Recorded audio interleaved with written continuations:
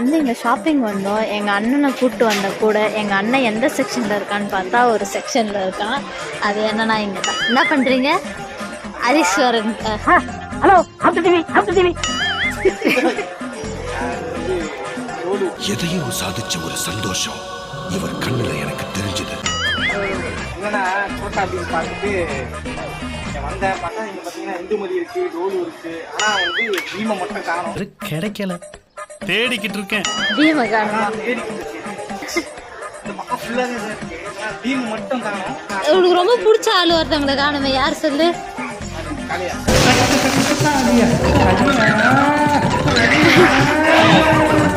இது வந்து வேலைக்கு போற எத்தனை வயசு பையன்?